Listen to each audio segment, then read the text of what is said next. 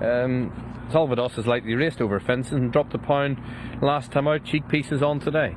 The horse who's only had one run over fences. That came round Sedgefield last time out. Strictly, that shouldn't be good enough. He's beaten 3 1/4 lengths behind one of Jamie Snowden's, who was only rated 113 at the time. But it was his first try over fences, and he's a horse who boasts good course form. 2 runs round here. He's been second in a handicap on this card last year, and he was also second in the Victor Ladorum last year. So he boasts good course form, and he goes in the ground.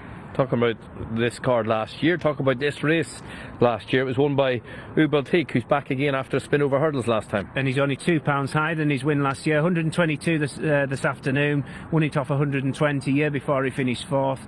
He's a regular around here. He's got some excellent course form. 7 runs at Haydock, 4 wins, 2 places. He never seems to run a bad race at the track.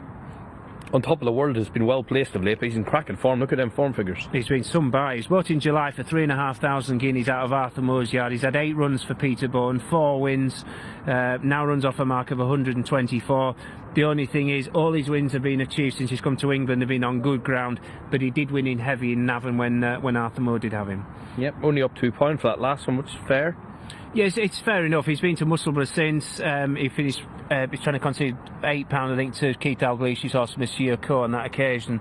Not sure that'll be good enough to win round Haydock, but he's, you know, if he doesn't win another penny, he's been some by at £3.5 grand. Okay.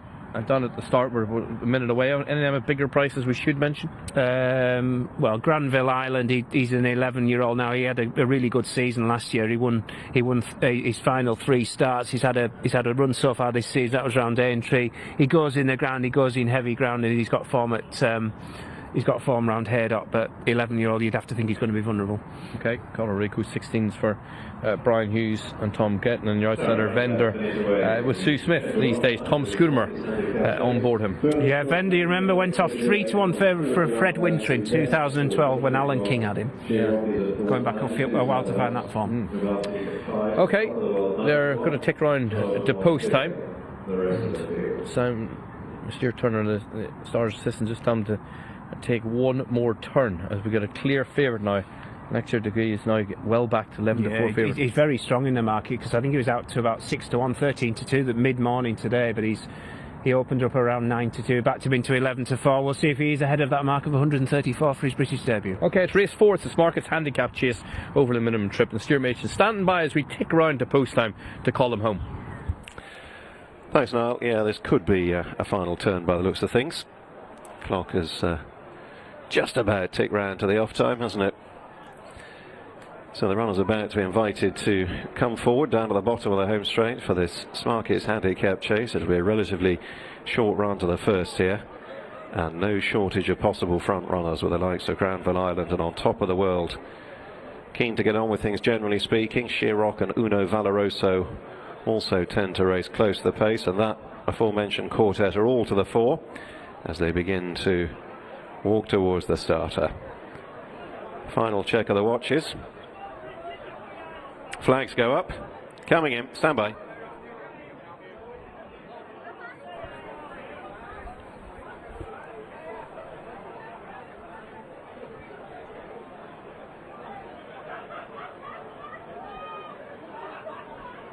They're off over just short of 2 miles in the Smarkets handicap chase. The nose-banded Granville Island and On Top of the World with the green sleeves are forcing the pace as they draw to the first. They've got off pretty sharply here.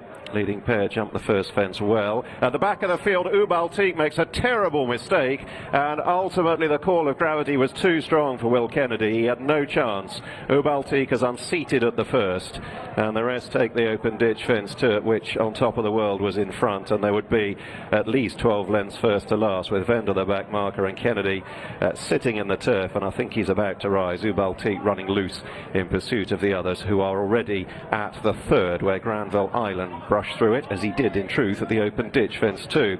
And On Top of the World leads with Sheerrock in the red sleeves now taking second from Granville Island, and then Uno Valoroso in the checks of black and yellow.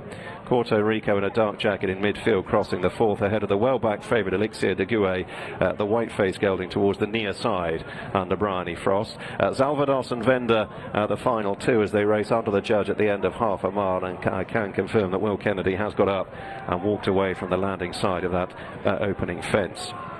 So On Top of the World leads them away towards the back straight, striding on by a couple lengths to Sheer Rock. Granville Island, who was forcing the gallop over the opening fences, has now taken the trail in third, with Uno Valoroso sitting on his tail in fourth, and then Elixir de Gouet racing on the far side of Corto Rico in the dark silks. Zalvados with the red cap is last but one, and the grey Vendor in touch, and that frenetic early gallop has just slackened a little as they approach the first of the 5 fences down the back. On top of the world, in front on rising from Sheer Rock. Then Granville Island and Uno Valoroso now pretty much together.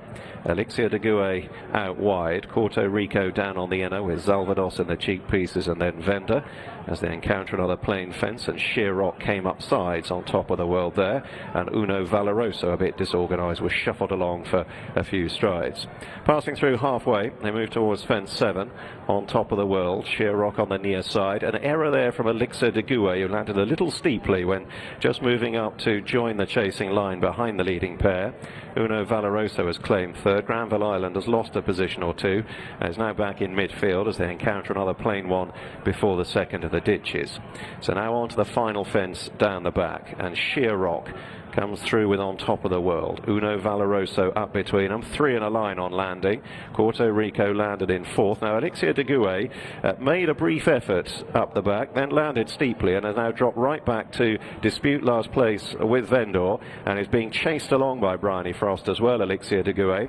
And Sheer Rock up ahead leads them on the crown of the turn. From Uno Valoroso, Corto Rico in the dark silks under Brian Hughes improves, going well around the inner of on top of the world, who, having pushed the pace along, has now come under pressure.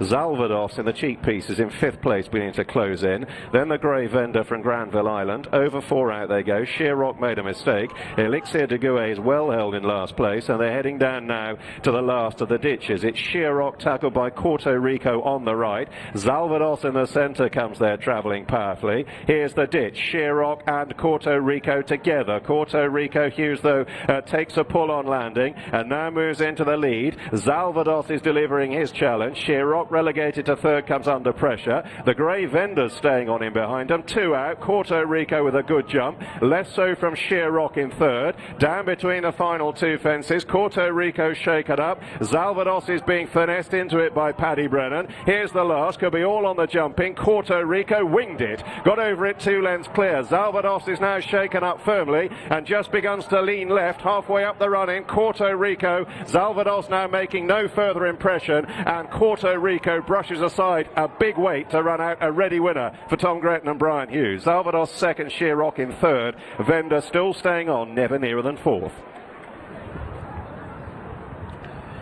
Yeah, good performance under top weight. Corto Rico is 1 for Tom Gretton at 20 to 1. He beat Zalvados in second place for Ollie Greenall and Paddy Brennan. And Sheer Rock, who looked like he was cantering, turned in and has re-rallied then after weakening quickly and getting the second win and running on at the back of the last for Kerry Lee and Sam Twiston Davis.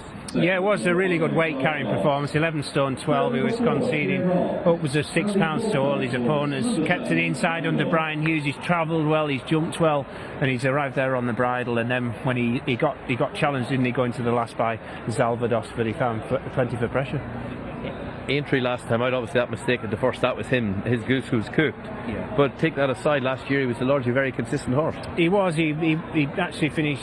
He won 3 races. He lost 1 in the stewards room afterwards. But he had a good season overall. He goes in soft ground. He's a lot higher than his last win at Taunton. But you wouldn't have known it the way he's gone through the race. He's just taken by the way he's travelled, the way he's jumped. He's just about upsized Sheer Rock now. Kerry Lee's horse. Yeah. He's won here for a mark of 137 the winner, so he'll be forced into a bit better company, but a nice problem for connections to have, and the way he's travelled into it. Oh, he looks ready for a rise, doesn't he, or a rising grade as well. He's won 137. He says, as you mentioned, he's going to be in the 140s now. That's only 6 run over fences as well. He's 3 wins, so he's got a progressive profile. Genuine excuse for his reappearance run at Aintree. Seems very effective in the ground, and that's Brian Hughes has ridden into 4 wins now from 6 starts. Yeah.